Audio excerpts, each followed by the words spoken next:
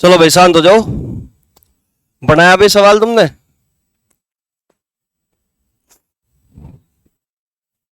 करो जल्दी।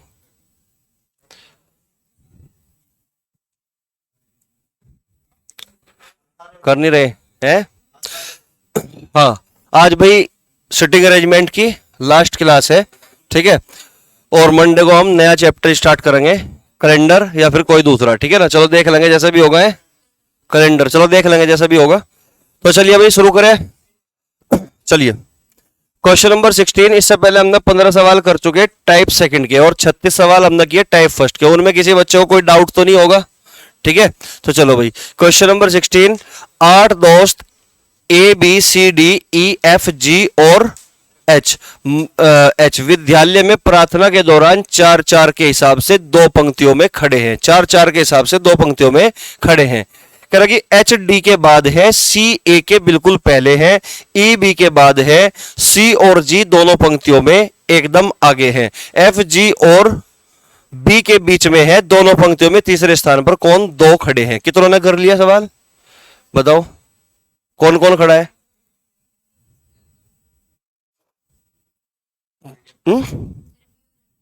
बी और एफ, यानी कि सी ऑप्शन बोल रहे हो तुम। और कोई क्या? तो अब भी तो कर सको। चलो ठीक है, कोई दिक्कत नहीं।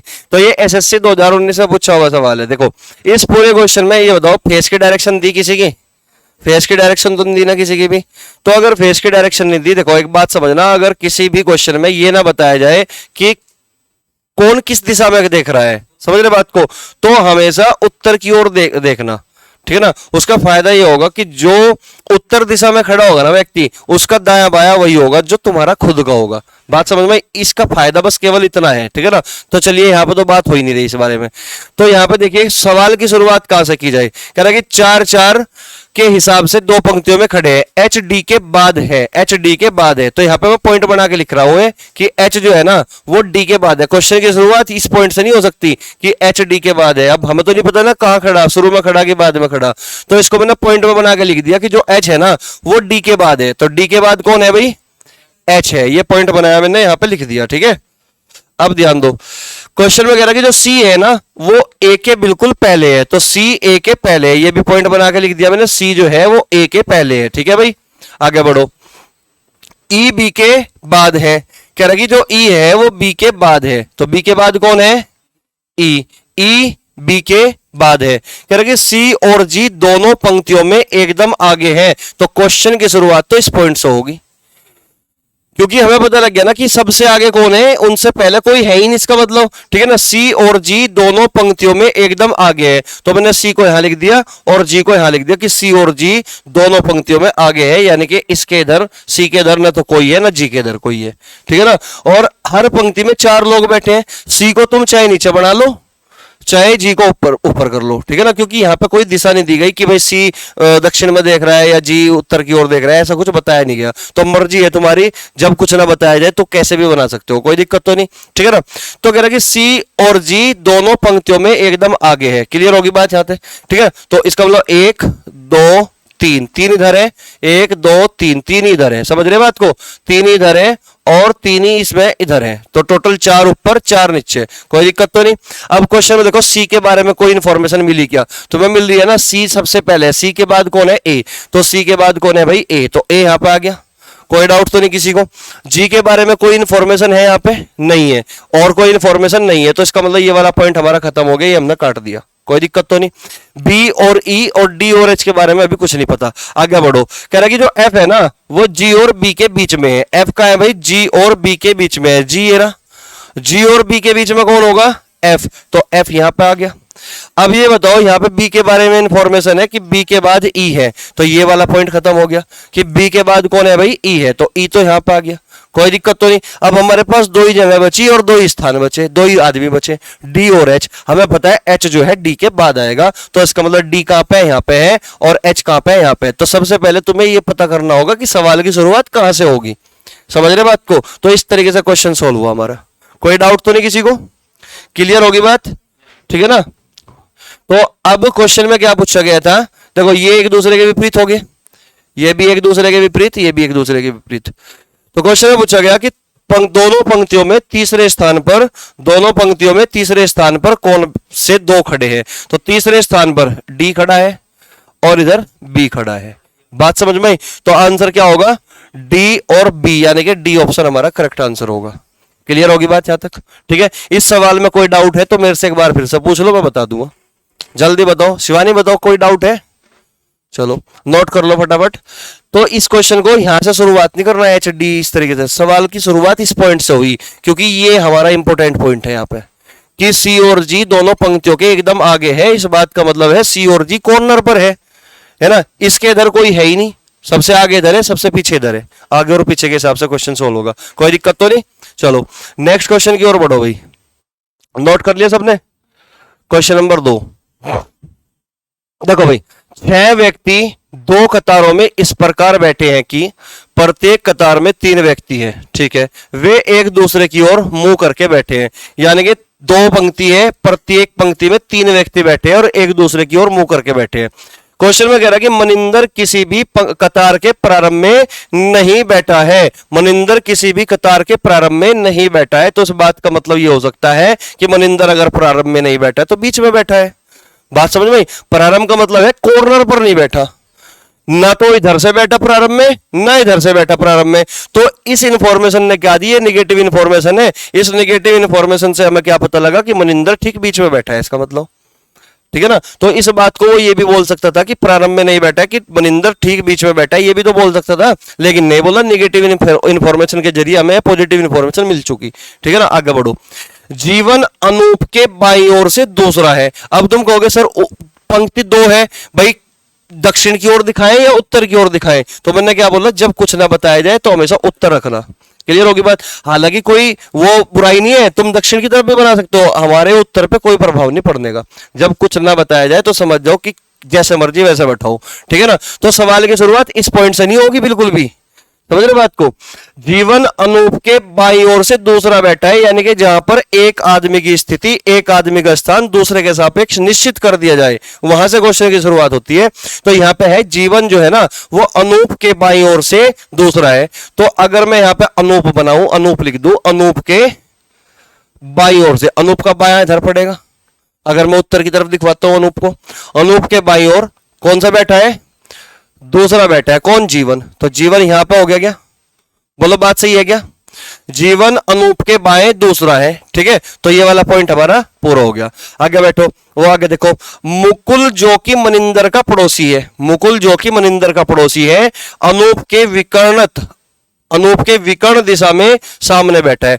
तो अनूप के विकर्ण दिशा में कौन बैठा है? मुकुल बैठा है। तो मुकुल यहां पे आ गया क्या? है भाई, मुकुल यहां पे आ गया, जो कि मनिंदर का पड़ोसी है, जो कि मनिंदर का पड़ोसी है। तो मनिंदर इधर ही आओगे, इधर तो नहीं आ सकता, क्योंकि 3 लोग हैं, इधर और इधर, 3 ही लोग ऊपर है, 3 ही लोग नीचे हैं। तो इसका मतलब मनिंदर क्या था? मुकुल का पड़ोसी था। ये कौन आ गया? मनिंदर। ये लिखा ना कि मुकुल जो कि मनिंदर का पड़ोसी है, तो मुकुल है मनिंदर का पड़ोसी। कह रहा कि अनूप के विकर्ण दिशा में सामने बैठा है, तो अनूप के विकर्ण दिशा में सामने बैठ गया क्या? ठीक है ना? तो इसका मतलब एक आदमी इधर भी है और एक आदमी बीच में है।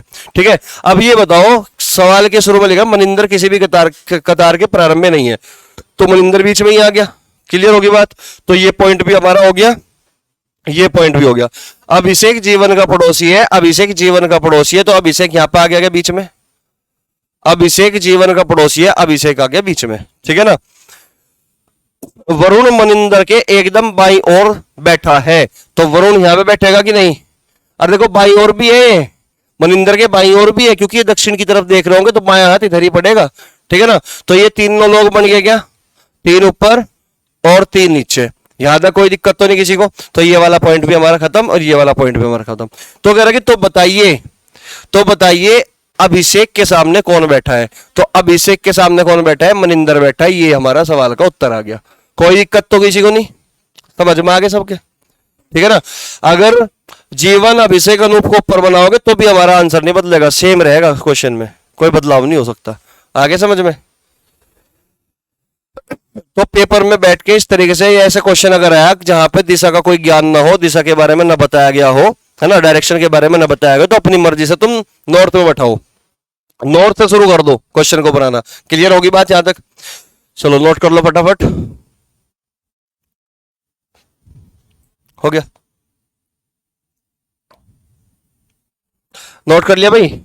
चलो नेक्स्ट क्वेश्चन देखो फिर, क्वेश्चन नंबर 18 एसएससी 2017 में पूछा गया था। एक पंक्ति में 6 लोग बैठे हैं जिसमें ए बी के तुरंत बाएं हैं। तो ए का है भाई बी के तुरंत बाएं, तो बी के तुरंत बाएं यानी कि ए धरी पड़ेगा बाएं तरफ, ए बी के तुरंत बाएं हैं तथा सी के तुरंत दाएं है, तो सी के तुरंत दाएं, तो ए क्या होगा सी के तुरंत दाएं, ठीक है ना। सी एफ के तुरंत दाएं बैठा है, सी एफ के तुरंत दाएं बैठा है, तो एफ इधर आ गया, एफ के तुरंत दाएं हो गया क्या सी, क्लियर होगी बात, सी एफ के तुरंत दाएं बैठा है, ठीक है ना। कह रहा कि डी ई के तुरंत दाएं है, तो डी कहां है भाई ई के दाएं पर है, यानी कि इधर ही पड़ेगा डी बी ई के। लेकिन फिर सवाल में क्या बोलते हैं, जो एफ के बाएं हैं, जो एफ के बाएं हैं, डी ई के तुरंत दाएं बैठा है जो एफ के बाएं हैं, तो इसका मतलब जो का मतलब यहां पर कौन है ई, तो जो ई है ना वो एफ के बाएं है, इसका मतलब एफ के दाएं तरफ नहीं है ई, तो इस तरफ है ई, ठीक है ना। और डी ई के तुरंत दाएं बैठा है, तो इसका मतलब ई यहां पे हो गया, ठीक है ना। अब ई अगर यहां पे है एफ के बाएं भी हो गया, लेकिन डी बैठा है ई के तुरंत दाएं, तो डी यहां पे आ गया। लेकिन सवाल में ये तो नहीं कहा था ना कि ई जो है एफ के तुरंत बाएं है, ऐसा तो नहीं कहा ना, केवल इतनी बात बताई कि जो ई है वो एफ के बाएं है, यानी कि एफ के दाएं नहीं पढ़ने का, लेकिन डी जो होगा वो ई के तुरंत दाएं है। बात समझ में आ रही, ठीक है ना। तो सवाल में क्या बोल दिया, तो बताइए तो केंद्र में वो दो लोग कौन बैठे हैं, तो दो केंद्र में वो दो लोग कौन बैठे हैं, तो कौन बैठे हैं, एफ और सी बैठे हैं। सिंपल क्वेश्चन था, सी ऑप्शन हमारा आंसर आ गया, एफ और सी। समझ रहे बात को। तो इस तरीके से क्वेश्चन में अगर बोल दिया गया एफ की, जैसे कि इसमें बोल दिया कि जो ई है एफ के बाएं है, तो इसका मतलब तुरंत मत समझना, क्लियर होगी बात। क्वेश्चन की कंडीशन क्या है वो समझा करो फिर, ठीक है। नोट कर लो जल्दी से, हो गया भाई, नोट करो जल्दी, कोई डाउट हो तो पूछो जल्दी से।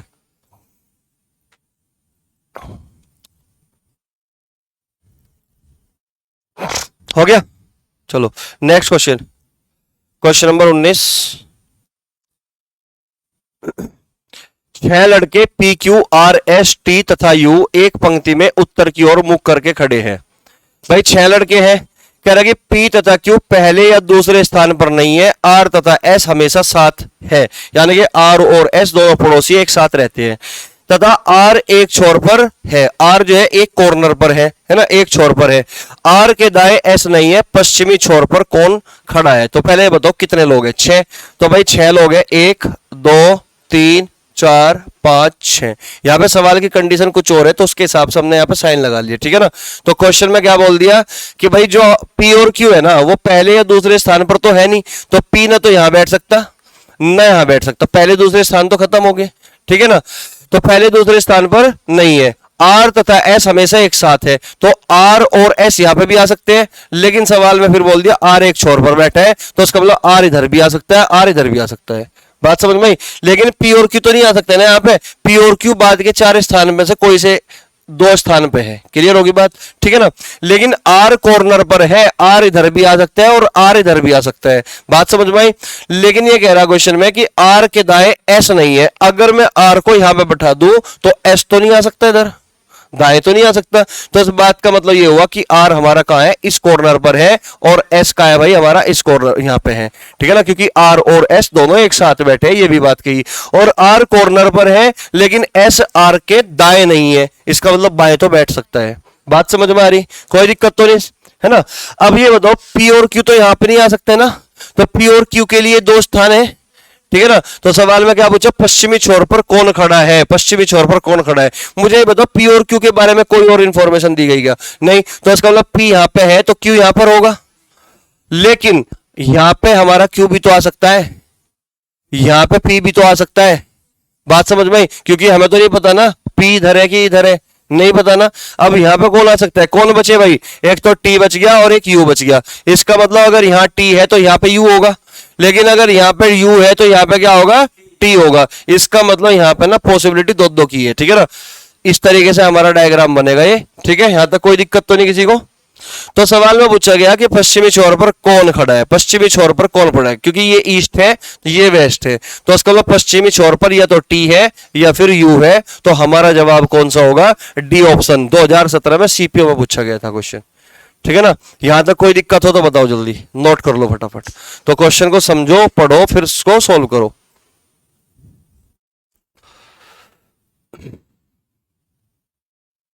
करो नोट जल्दी।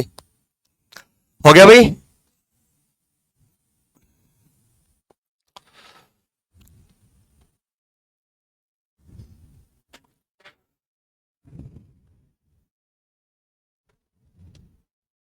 हो गया। चलो नेक्स्ट क्वेश्चन देखो फिर। Question number 20। देखो, एक कॉलोनी में 8 बिल्डिंग है, A B C D E F G और एच। तो टोटल 8 बिल्डिंग है। हर कतार में 4 बिल्डिंग है, हर कतार में 4 बिल्डिंग है, यानी कि हर पंक्ति में 4 बिल्डिंग है, तथा प्रत्येक बिल्डिंग का मुख एक दूसरे की बिल्डिंग की ओर है, ठीक है ना। बिल्डिंग ए एच और ई के बीच में है, बिल्डिंग ए एच और ई के बीच में है। तो जब भी बीच वाली बात आवे ना, तो वहां से हम क्वेश्चन को कभी शुरू नहीं करते। तुम्हें पता है, पहले भी हम ऐसे सवाल कर चुके, ठीक है ना। तो इस पॉइंट को हमने होल्ड कर लिया कि भाई ए जो है ना एच और ई के बीच में है, ठीक है। यहां से क्वेश्चन की शुरुआत नहीं हो सकती, ठीक है ना। चलिए, बिल्डिंग सी कतार के किनारे पर है, बिल्डिंग सी कतार के किनारे पर है तथा बिल्डिंग एच के ठीक सामने है। तो क्वेश्चन की शुरुआत इस पॉइंट से होगी, ठीक है ना। हमें यहाँ पे डायरेक्शन तो नहीं दी गई ना, कौन किस दिशा में बैठा हुआ है नहीं पता, तो भाई हम उत्तर से शुरू करते हैं हमेशा। तो बिल्डिंग सी कतार के किनारे पर है, तो हमने मान लिया कि बिल्डिंग सी यहां पे है, ये उत्तर की ओर देख रहा है, उत्तर की तरफ को दिखाएंगे हम इसको मुंह, और किनारे पर है, तो इसका मतलब सी के इधर कोई आ नहीं सकता। तो इसका मतलब 4 बिल्डिंग इधर है, वे 3 बिल्डिंग और इधर है, ठीक है ना। कह रहा है कि सी जो है ना, बिल्डिंग सी कतार के किनारे पर है तो बिल्डिंग एच के सामने है, तो एच इधर है क्या, फिर बोलो बात समझ में आई क्या। तो यहाँ पे कितने हैं, 3 इधर है, ये 3 इधर है, बात समझ में आई। तो ये बनेगी पूरी 4 पंक्ति, मतलब 2 पंक्ति 4-4 वाली। तो ये बताओ एच और सी के बारे में जो पॉइंट हमने निर्धारित कर दिए, बना दिए, इनके बारे में और कोई पॉइंट है क्या। तो हमारे सामने पहला पॉइंट था कि बिल्डिंग ए जो है ना वो एच और ई के बीच में है। इधर तो ए नहीं जा सकता क्योंकि इधर ही रहेगा, ये किनारे पर है तो ये भी किनारे पर होगा, है ना। तो बिल्डिंग का है, बिल्डिंग ए एच और ई के बीच में है, बिल्डिंग ए यहाँ पे होगी और ये क्या हो गया यहाँ पे ई, बिल्डिंग ए एच और ई के बीच में है, तो यहां पे क्या आ गया ई, ठीक है। ये 2 पॉइंट हमारे खत्म हो गए। कह रहा कि बिल्डिंग जी बिल्डिंग एफ के ठीक सामने है, बिल्डिंग जी बिल्डिंग एफ के ठीक सामने है, और किसके लिए बोल गया, फर्स्ट पर्सन के लिए। फर्स्ट पर्सन कौन है, जी, तो यहां पे और का मतलब क्या है, जी। कह रहा कि बिल्डिंग ठीक सामने है और जी बिल्डिंग सी के विकर्णत स्थित है, जी बिल्डिंग क्या है, सी के विकर्णत स्थित है, तो इसका मतलब जी कहां पे आ गया, यहां पे आ गया, बात समझ में आई। बिल्डिंग जी बिल्डिंग एफ के ठीक सामने है, तो एफ कहां पे आ गया, यहां पे आ गया, कोई दिक्कत तो नहीं किसी को, ठीक है ना। तो ये हमारे पॉइंट तीसरा भी खत्म हो गया, और तो कोई इंफॉर्मेशन नहीं है। तो बताओ बच कौन कौन गए, कौन कौन, एक तो बी बच गया और एक डी बच गया, एक तो बी बच गया और एक डी बच गया। अब ध्यान दो, अगर मैं यहां पे बी बैठाता हूं तो डी यहां पर आएगा कि नहीं, लेकिन अगर मैं यहां पे डी बैठा दूं तो बी यहां पर आ गया कि नहीं, बात समझ में आई। तो यानी कि बी और डी के बारे में कोई इंफॉर्मेशन नहीं थी, तो बी और डी की दो पॉसिबिलिटी है इसका मतलब। तो डायग्राम हमारा बिल्कुल सही ये बनेगा। सवाल में पूछा जाएगा कि ए के सामने कौन बैठा है, तो हम बोलेंगे ये तो ए है, ये तो बी है या फिर डी है। सवाल में पूछा गया कि जी के सामने कौन बैठा है, तो एफ बैठा है, ठीक है ना। कुछ भी पूछ सकता है क्वेश्चन में, तो डायग्राम हमारा बिल्कुल सही ये है। क्लियर होगी बात। जरूरी नहीं है कि हम सी को इधर ही बनाए, सी को हम ऊपर भी बना सकते हैं, सी को हम इधर भी बना सकते हैं, सी को हम इधर भी बना सकते हैं, मर्जी है, क्योंकि हमें कोई डायरेक्शन नहीं दी गई, तो अपनी मर्जी से तुम कैसे भी बना सकते हो। क्लियर होगी बात यहां तक, कोई डाउट तो नहीं किसी को, समझ में आया सबके। चलो नोट कर लो फटाफट।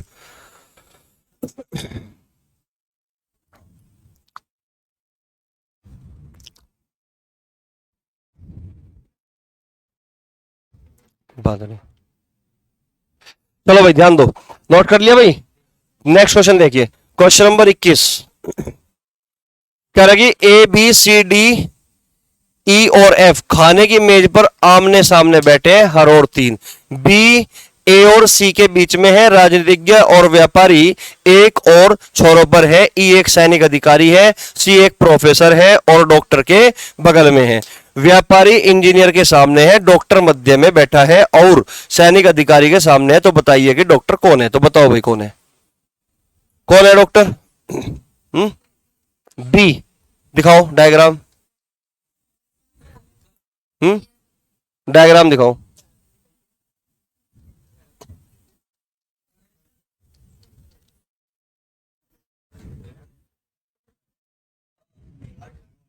चलो ठीक है, तुम्हारा लगभग है ना। चलो ध्यान दो, अच्छा क्वेश्चन है, एग्जाम में आया हुआ है, इंपॉर्टेंट क्वेश्चन है। अब ध्यान दो भाई, समझिए।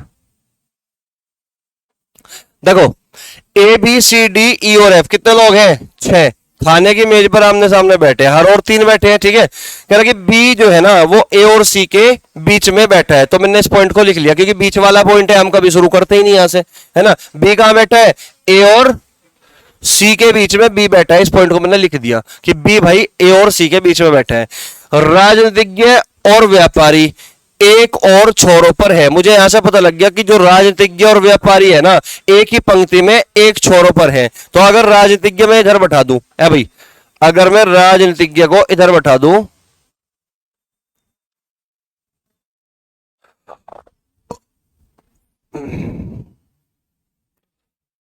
राज, बस इससे समझ जाना, और यहां पर क्या है? व्यापारी, ठीक है ना, व्यापारी। राजनीतिज्ञ और व्यापारी एक और, यानी कि एक ही और है, छोरों पर है। तो व्यापारी इधर कर दिया मैंने, राजनीतिज्ञ इधर कर दिया। मर्जी है तुम्हारी, राजनीतिज्ञ इधर कर दो, व्यापारी इधर कर दो। क्लियर होगी बात? कोई दिक्कत तो नहीं? चलो आगे बढ़ो। राजनीतिज्ञ और व्यापारी छोरों पर, एक छोरों पर है। कह रहा कि ई एक सैनिक अधिकारी है। तो भाई ये भी पॉइंट है हमारा। ई के बारे में हमें और कुछ नहीं पता अभी। कौन है ये? सैनिक अधिकारी है। ई एक सैनिक अधिकारी है। सी एक प्रोफेसर है और डॉक्टर के बगल में है। कह रहा कि सी एक क्या है भाई? सी कौन है? प्रोफेसर, और डॉक्टर के बगल में है। तो प्रोफेसर और डॉक्टर साहब क्या है? एक साथ बैठते हैं, ये बात हमें पता लग गई। प्रोफेसर और डॉक्टर साहब एक साथ बैठते हैं, ये बात हमें पता लग गई, क्योंकि हमें अब तक ये नहीं पता कौन कहां बैठ रहा है, ठीक है ना। अभी हमने केवल क्वेश्चन की शुरुआत यहां से कर दी कि एक और दोनों छोरों पर बैठे हैं, कौन? राजनीतिज्ञ और व्यापारी, ठीक है। अब तक के मैं सारे पॉइंट लिखते हुए चल रहा है, ठीक है ना। अब फिर मैं इसको मर्ज कर दूंगा। व्यापारी इंजीनियर के सामने है। भाई व्यापारी का है? इंजीनियर के सामने। तो व्यापारी है तो इंजीनियर यहां पे हो गया, है भाई। व्यापारी यहां पे है, व्यापारी यहां पे है, तो इंजीनियर यहां पे हो गया, इसके सामने। व्यापारी इंजीनियर के सामने है, डॉक्टर मध्य में बैठा है। अब हमें ये बात पता लगी कि डॉक्टर जो है ना मध्य में बैठा है। अगर मैं डॉक्टर को यहां बैठा दूं तो इधर प्रोफेसर या इधर प्रोफेसर होना चाहिए था, लेकिन यहां पे तो डॉक्टर अगर बैठा हुआ तो प्रोफेसर तो बैठ ही नहीं सकता। तो डॉक्टर कहां है फिर? डॉक्टर इधर है। तो प्रोफेसर कहां है भाई? फिर प्रोफेसर इधर है क्या? बात समझ में आई? तो डॉक्टर और प्रोफेसर मध्य में बैठा है, तो ये वाला पॉइंट हमारा खत्म हो गया। बात समझ में आई? ये वाला पॉइंट हमारा खत्म हो गया। प्रोफेसर कौन है भाई? सैनिक अधिकारी। प्रोफेसर कौन है? सी। ये प्रोफेसर आ गया। अब ये बताओ सी और ए के बीच में कौन है? बी। सी बैठा दिया ना, सी और ए के बीच में कौन है? बी। तो ए यहां पे आ गया, बी यहां पे आ गया। सवाल में केवल यही पूछा गया था कि डॉक्टर कौन है, तो डॉक्टर कौन है भाई? हमारा बी है। तो आंसर तो इतना देकर निकल जाओ, इतना भाई हमारा काम हो गया। लेकिन सवाल में कुछ और भी तो पूछा जा सकता है, तो इसलिए हम कंप्लीट करेंगे क्वेश्चन को, ठीक है ना। आगे बढ़ो भाई, यहाँ पे यहां तक समझ में आ रही? तो कह रहा था क्वेश्चन में कि डॉक्टर मध्य में बैठा है और सैनिक अधिकारी के सामने है। सैनिक अधिकारी के सामने, तो ऊपर कौन है? यहाँ पे सैनिक अधिकारी है। तो यहाँ पे कौन है भाई? सैनिक अधिकारी है। यहाँ पे आ गया सैनिक अधिकारी। और सैनिक अधिकारी था कौन? सैनिक अधिकारी कौन था? ई था। तो यहाँ पे कौन आ गया? ई आ गया। तो ये वाला पॉइंट खत्म हो गया। सी प्रोफेसर, ये भी पॉइंट खत्म हो गया, और ये भी पॉइंट खत्म हो गया हमारा। सारे मैंने कर दिए यहाँ पे एडजस्ट। अब ये कह रहा कि तो बताइए कि डॉक्टर कौन है? डॉक्टर को तो पहले ही पता लग गया था, लेकिन और भी कुछ पूछ सकता है, तो इसलिए मैंने ये बना दिए। अब मुझे ये बताओ, इस पूरे क्वेश्चन में इंफॉर्मेशन किस किस के बारे में नहीं दी गई थी? एक तो डी के बारे में कोई इंफॉर्मेशन नहीं है, और एक एफ के बारे में कोई इंफॉर्मेशन नहीं है। अगर मैं डी को यहां बैठा दूं तो एफ यहां बैठ सकता है, लेकिन अगर मैं एफ को यहां बैठा दूं तो डी यहां बैठ सकता है। बैठ सकता है कि नहीं? तो कंप्लीट डायग्राम अब बनाए। बात समझ में आई? सवाल में कुछ भी पूछ सकता है कि व्यापारी बताओ कौन है, हम बोलेंगे ये तो एफ है या डी है। क्वेश्चन में पूछ सकता है कि बताइए राजनेता कौन है, तो हम बोलेंगे ये तो डी है या एफ है, ठीक है ना। क्वेश्चन में पूछ सकता है कि बताइए सी किसके सामने बैठा है, तो हम बोलेंगे डी या एफ के सामने बैठा है। तो कुछ भी सवाल बनाया जा सकता है। ये कंप्लीट हमारा डायग्राम हुआ। इस सवाल में कोई दिक्कत हो तो पूछ लो। आगे समझ में, आगे समझ में कोई डाउट है तो भाई पूछ लो। दिखाई दे रहा तुम्हें यहां से? कोई दिक्कत हो तो पूछ लो। वैसे लास्ट है आज ये चैप्टर, नए चैप्टर से अच्छे से समझना, नोट्स बनाना प्रॉपर, ठीक है। चलो देखो, अगर हम इसमें पॉइंट पॉइंट ना लिखते और क्वेश्चन को ऐसे ही बार बार पढ़ो जाते तो हमें बहुत टाइम लगता। तो जो चीज नहीं पता हम लिख भी सकते हैं या होल्ड कर सकते हैं दिमाग में, ठीक है ना। क्वेश्चन को करते समय बस ये पता होना चाहिए सटीक चीज क्या है कि कहां से हम सवाल को शुरू कर सकते हैं। क्लियर होगी बात? मेन चीज तो यही है कि सवाल को छेड़े कहां से, समझ रहे बात को। वरना आधे बच्चों को तो पता ही नहीं लगता कि शुरुआत कहां से करें। सवाल को बार बार पढ़ते रहेंगे, बार बार पढ़ते रहेंगे। जो मैंने टिप्स लिखवाई ना वे इंपॉर्टेंट है। 5-6 पॉइंट लिखवा रखे टिप्स के, वो सेटिंग अरेंजमेंट का ये मान लो निचोड़ है पूरा का पूरा, ठीक है ना। चलिए नेक्स्ट क्वेश्चन भाई ये है। एक मैं सोच रहा था कि एक लास्ट का क्वेश्चन अच्छा सा हो जाए, है ना। जैसे ही हम अंत कर रहे हैं चैप्टर का तो एक अच्छा खासा क्वेश्चन हो, है ना। तो इसलिए मैंने अच्छा खासा क्वेश्चन बनाया। क्या हो रहा?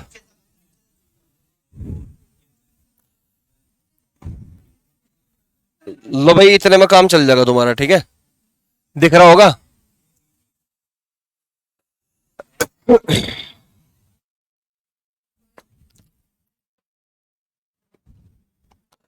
देख लो मैं।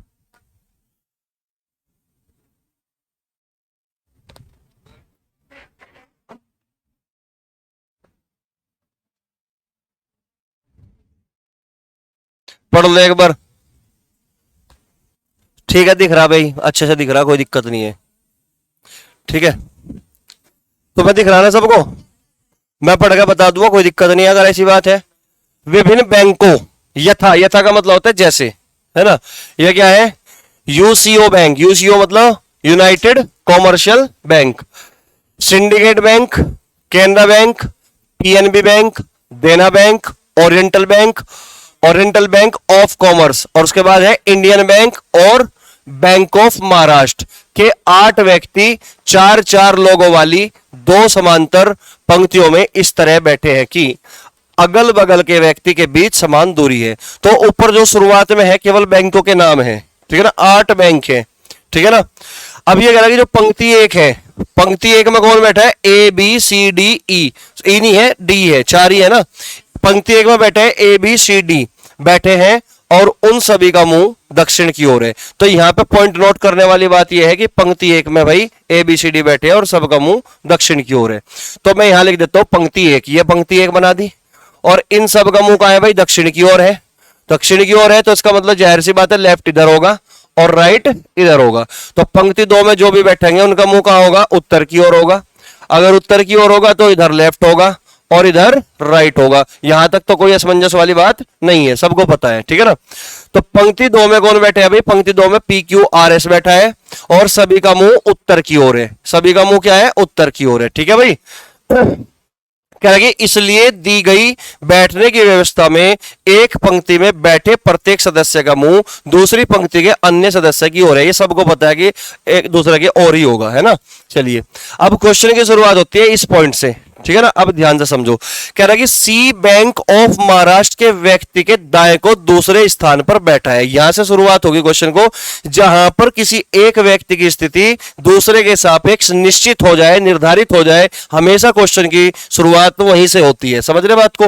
तो कह रहा कि सी जो है ना वो बैंक ऑफ, पहले तो देखो सी कौन सी पंक्ति में बैठता है, तो सी बैठता है पंक्ति 1 में। क्लियर होगी बात। कह रहा कि जो सी है वो bank of Maharashtra, bank of Maharashtra के व्यक्ति के दाएं को दूसरे स्थान पर बैठता है। तो भाई दाएं का मतलब इधर है, तो इसका मतलब अगर मैं सी को यहां बैठा दूं, भाई सी को यहां बैठा दूं, दूसरा पेन ले लेता हूं।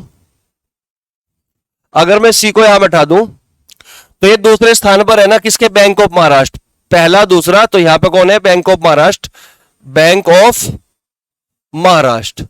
यहां पे बैंक ऑफ महाराष्ट्र है और उसके दाएं को दूसरे स्थान पर बैठा है। पहला यहां है, दूसरा यहां है। क्लियर होगी बात। पहला यहां है, अब यहां पे ठीक है, कोई दिक्कत तो नहीं। बैंक ऑफ महाराष्ट्र पे जो भी होगा उसके दाएं को दूसरा बैठता है, सी। ये लिखा हुआ है भाई, मैंने बना दिया, इतना काम कर दिया। आगे बढ़ो। आर उस व्यक्ति की बगल में बैठा है जिसका मुंह बैंक ऑफ महाराष्ट्र के व्यक्ति की ओर है। बैंक ऑफ महाराष्ट्र का व्यक्ति यहां पे बैठेगा कि नहीं? बोलो। और यहां पे भी 3 हो गए, हो गया कि नहीं? ध्यान से सुनना अब एक एक पॉइंट, अच्छा सवाल है ये। जो क्वेश्चन है ये आईबीपीएस पीओ का सवाल है, समझ रहे बात को? तो अपने आप में अच्छा सवाल है, और वैसे भी बैंक की बैंक है तो सवाल भी बैंक का ही है। क्लियर होगी बात? अब ध्यान से सुनो, तो अच्छे से समझो कैसे सवाल को शुरुआत करते हैं, कैसे क्या कर रहा होता है, ठीक है ना? तो सवाल में कहा गया कि जो आर है ना, आर उस व्यक्ति की बगल में बैठा है जिसका मुख बैंक ऑफ महाराष्ट्र के व्यक्ति की ओर है। तो यानी कि आर इधर भी बैठ सकते, देखो बैंक ऑफ महाराष्ट्र के व्यक्ति का मुख तो यहां है ना, इस व्यक्ति की ओर है ना, तो आर जो है ना उस व्यक्ति की बगल में बैठा है। ये तो नहीं कहा ना सवाल में कि बाएं बगल में बैठा है या दाएं बगल में बैठा है। अगर बाएं बगल में बैठता तो सारा खेल ही खत्म था, क्योंकि अगर बाएं बगल में बैठता तो मैं इधर ही बैठाता फिर, ठीक है ना? लेकिन सवाल में क्या बोलना कि आर उस व्यक्ति की बगल में बैठा है जिसका मुख बैंक ऑफ महाराष्ट्र के व्यक्ति की ओर है ना? तो इसका मुख है कि नहीं? तो इसका मतलब आर इधर भी बैठ सकता है और आर इधर भी बैठ सकता है, क्योंकि चार लोग बैठेंगे एक पंक्ति में, तो आर इधर भी आ सकता है और आर इधर भी आ सकता है। बोलो बात सही है क्या? क्योंकि इसके बगल में बैठेगा आर इधर भी आ सकता है और आर इधर भी आ सकता है। ये बताओ हमारी क्वेश्चन के शुरुआत में ही हमें पॉसिबिलिटी मिली क्या? अगर क्वेश्चन के शुरुआत में पॉसिबिलिटी मिलती है तो हमेशा बनानी पड़ती है। बात समझ में आ रही? कोई दिक्कत तो नहीं? तो ये भी एक पॉइंट मैंने शायद तुम्हें लिखवाया था कि अगर क्वेश्चन के शुरुआत में पॉसिबिलिटी आ जाए तो हमेशा दूसरी पॉसिबिलिटी बनती है। तो बिना टाइम वेस्ट किए, बिना टाइम गवाए हमेशा एक काम कर लो, पॉसिबिलिटी पर काम करना हमेशा। क्लियर है बात? तो पॉसिबिलिटी बना दो भाई। यहां पे मैंने सी लिखा, यहां पे पॉइंट और यहां पे पॉइंट, यहां पे कौन आ गया? बैंक ऑफ महाराष्ट्र, ठीक है? बैंक ऑफ महाराष्ट्र, ठीक है ना? और 1 2 3 यहां पे मैंने किसको बैठा दिया? आर को बैठा दिया। क्लियर होगी बात? इस तरफ मैं आर को इधर बैठा दूं है भाई, तो एक पॉसिबिलिटी पूरे 4 हो गए क्या? इधर भी पूरे 4 हो गए क्या? लेकिन यहां पे मैंने इसके बगल में आर को इधर बैठा दिया, क्योंकि आर को बैठाने की 2 पॉसिबिलिटी थी, या तो इधर या फिर इधर। क्लियर है बात यहां तक? अरे समझ रहे बात को आर को बैठाने की 2 ही पॉसिबिलिटी थी, या तो इधर या फिर इधर। तो मैंने आर को एक तरफ तो इधर बैठा दिया इसके, और एक तरफ इधर बैठा दिया। 2 पॉसिबिलिटी थी हमारे पास, लेकिन यहां पे अभी भी 3 ही लोग हैं। अभी भी यहाँ पे 3 ही लोग है कि नहीं है? अभी भी यहाँ पे एक पंक्ति में 4 लोग नहीं बैठा पाया मैं, ठीक है? आगे बढ़ो भाई अब, ठीक है ना? क्वेश्चन में क्या बोल दिया? ये पहला पॉइंट खत्म हो गया भाई हमारा। अब क्वेश्चन में कह रहा कि आर व पीएनबी के व्यक्ति के बीच केवल एक व्यक्ति बैठा है। आर व पीएनबी के व्यक्ति, इधर तो जा नहीं सकता पीएनबी। अब आर व पीएनबी के व्यक्ति के बीच एक व्यक्ति बैठा है, तो पीएनबी यहां पे आ गया क्या? और इसके बीच एक व्यक्ति यहां पे बैठ गया क्या? बोलो। अब यहां पे अगर आर है तो आर व पीएनबी, पीएनबी इधर आ सकता है, एक व्यक्ति इधर हो सकता है। अगर आर इधर है तो पीएनबी मेरे भाई इधर भी तो आ सकता है। तो इसका मतलब इस वाली पॉसिबिलिटी में पीएनबी को बैठाने की भी 2 पॉसिबिलिटी आ गई। क्लियर होगी बात? आर व पीएनबी के बीच में एक व्यक्ति बैठा है, इतनी बात हमें पता लगी। अब इस पॉइंट को होल्ड कर लो, क्योंकि पीएनबी के लिए भी 2 पॉसिबिलिटी आ गई। अब 2 पॉसिबिलिटी यानी कि एक और बनानी पड़ेगी, वरना तो क्या पता एलिमिनेट हो जाए। चेक करना है आगे अगर कोई इंफॉर्मेशन दे रखी है तो। आर व पीएनबी के बीच केवल एक व्यक्ति बैठा है। कह रहा कि पीएनबी के व्यक्ति के बगल में बैठे व्यक्ति का मुंह केनरा बैंक के व्यक्ति की ओर है। कह रहा कि जो पीएनबी के बगल में बैठता है ना व्यक्ति, उसका जो मुख होगा ना वो केनरा बैंक की ओर होगा। अब ध्यान से सुनना मेरी बात को। अगर मैं आर को यहां बैठाया, पीएनबी को उधर बैठा दूं, तो पीएनबी के बगल में व्यक्ति ये होगा और इसका मुंह केनरा बैंक की ओर होना चाहिए, जो कि पॉसिबल नहीं है। तो इसका मतलब पीएनबी इधर नहीं है, तो पीएनबी किधर होगी? फिर पीएनबी इधर होगी कि नहीं? तो मैंने पीएनबी को यहां बैठा दिया। कोई दिक्कत किसी बच्चे को? पीएनबी इधर आ गया, इसका मतलब एक व्यक्ति इधर है। बताओ समझ में आया कि नहीं? ठीक है ना? अब ये कह रहा है कि पीएनबी के बगल में बैठे व्यक्ति का मुख केनरा बैंक की ओर है, तो ये क्या हो गया? केनरा बैंक की ओर होगा। बहुत आराम से पढ़ा रहा मैं इस पॉइंट को। क्लियर हो रही बात यहां तक? अब यहां पे भी पीएनबी के बगल में बैठे व्यक्ति का मुंह केनरा बैंक की ओर होगा, तो पीएनबी के बगल में एक व्यक्ति ये बैठा है, इसका मुंह केनरा बैंक की ओर हो नहीं सकता, तो इसका मतलब इसका मुंह होगा केनरा बैंक की ओर। तो यहां पे सी क्या हो गया? केनरा बैंक। ये बताओ यहां तक सब चीज समझ में आ रही कि नहीं आ रही? तुम्हारे एक एक पॉइंट समझ में आ रहा कि नहीं आ रहा? आ रहा भाई समझ में? कोई दिक्कत तो नहीं किसी को? चलिए आगे बढ़ो भाई। तो सी हो गया केनरा बैंक, इधर भी 4 हो गए और नीचे भी 4 हो गए। अब आगे बढ़िए।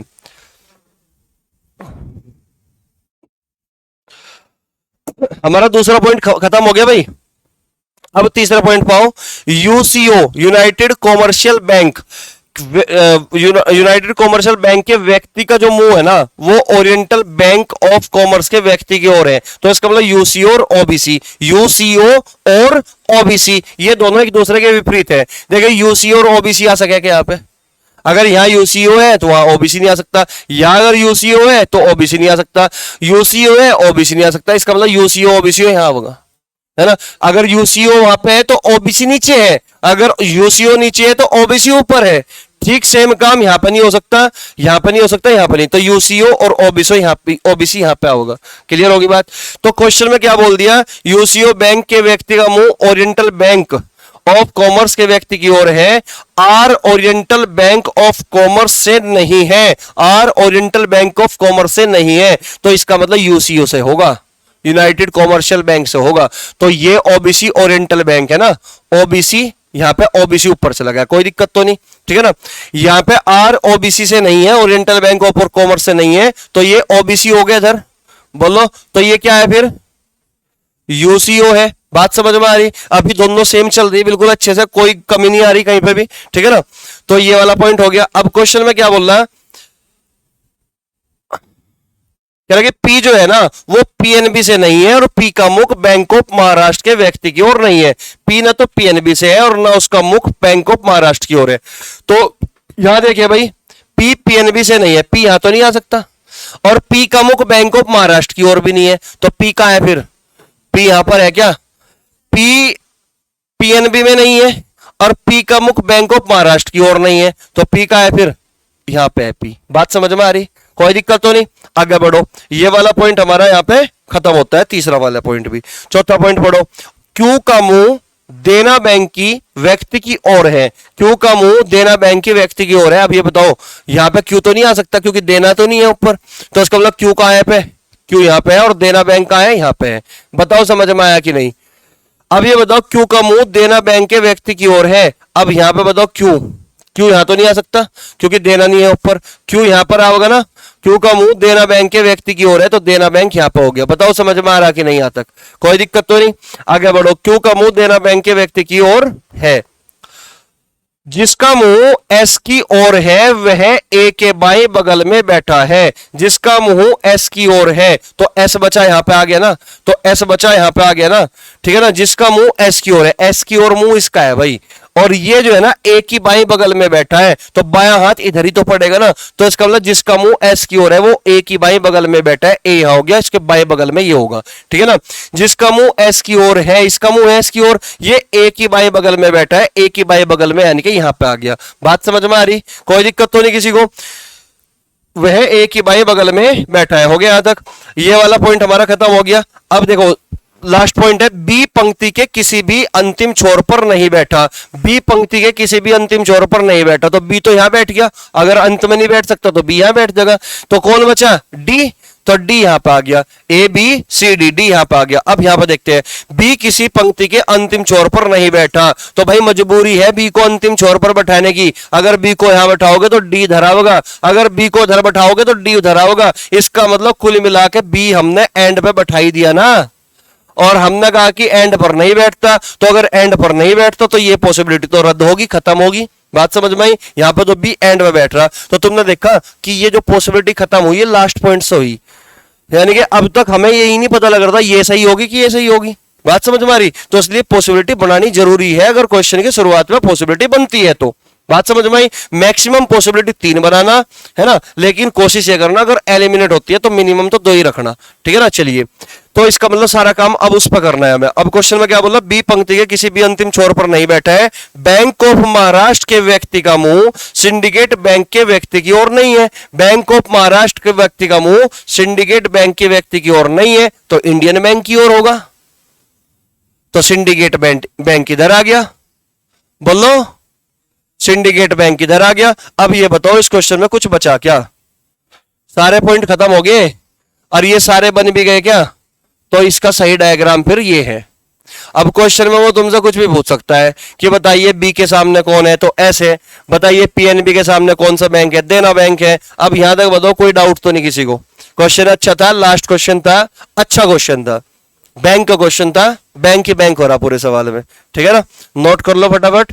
ठीक है, तो भाई अब ये सिटिंग अरेंजमेंट का आज अंत है। तो अगली जो नई क्लास होगी वो हमारे कैलेंडर की या फिर कोई दूसरे चैप्टर की होगी। बताओ कौन सा चैप्टर पढ़ोगे? कैलेंडर ही पढ़ाऊं? तो ठीक है, कैलेंडर की क्लास होगी भाई, बने रहिए और ज्यादा से ज्यादा शेयर कीजिए। ठीक है, चलिए।